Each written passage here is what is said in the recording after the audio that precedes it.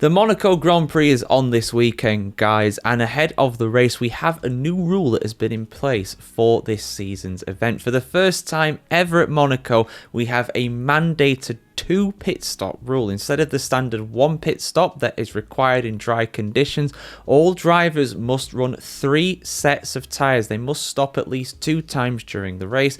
This is the first time that Formula 1 has put this rule in for Monaco, but I'm going to answer the question, is this going to liven things up in the Principality? Because frankly, a lot of the times in recent times with how big these Formula 1 cars are, they just seem impossible to race around this circuit and impossible to pass, I should say, really, because qualifying is still incredible around Monaco. Watching these cars go hell for leather around the barrier-lined streets of the Principality is something that's one of the greatest spectacles in all of motorsport, not just Formula 1.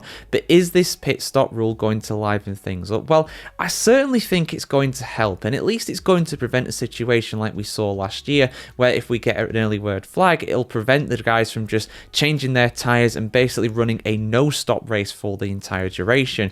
For that to happen now, you'd have to have 2 red flags during a race, which of course is possible, especially around Monaco, but it is very unlikely. So we're unlikely to see a repeat of effectively a literal procession like we saw last year.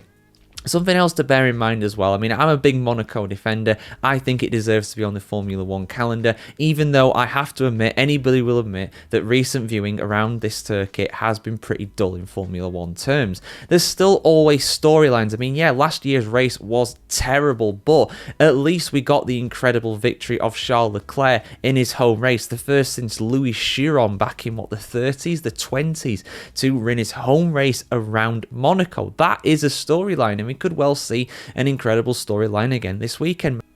McLaren, for example, even though they've been really dominant in recent times, especially this season, they haven't won around Monaco since 2008. It was Sir Lewis Hamilton driving for the team back then who took victory at Monaco. That's the last time they actually won there. And any kind of victory for Max Verstappen at this point is incredible. We saw an unbelievable drive from around Imola, and you can't rule out the likes of the Ferraris and the Mercedes potentially upsetting the order and getting a surprise podium. It is all possible. Hell, even Williams, if Williams qualify well, they could well get a podium this weekend. They're on fire at the moment. They are incredible. So there's always storylines, there's always entertainment, but will this liven things up? Well, I think it's got potential to, because instead of just running the soft and the medium for the entire race and that being the only viable race strategy, now they have to actually run 3 sets of tyres. Not 3 sets of different tyres. I do believe they still only have to use 2 different compounds of tyres, but they have to use 3 sets. So we'll probably see every driver run a soft, and a medium at some point during the race. But do you go soft, medium, soft? Do you go soft, medium? Do you go medium, soft? I think the absolute majority of drivers will start the race on the soft tyre because that offers optimum grip, and the best time to overtake around Monaco, the easiest time to overtake, is for the start. The first corner going through Saint-Devote before everybody gets settled into a rhythm, that is very much the easiest time to pull off an overtake. So I expect everybody to start on the soft, really.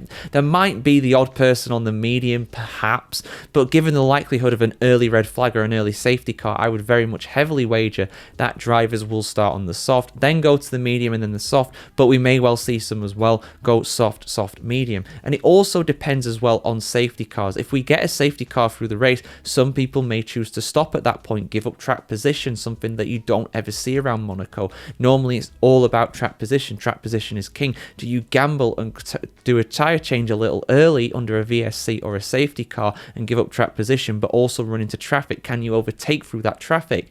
There's going to be a lot of questions there. So while I don't think it's the silver bullet, because the ultimate cause of Monaco being so dull usually is the width of the cars and the lack of overtaking opportunity, something that's a tale as old as time from Monaco. I remember looking at old race reports from the 1960s and 70s, video reports and also written reports as well, where even back then, a lot of the journalists in Formula 1 were saying that, Formula 1 has outgrown Monaco. It's time to move on. This place is just not suited. This is a throwback to the old days of street racing in the 1920s and 30s, when Grand Prix first started to become a real spectacle in world motorsport.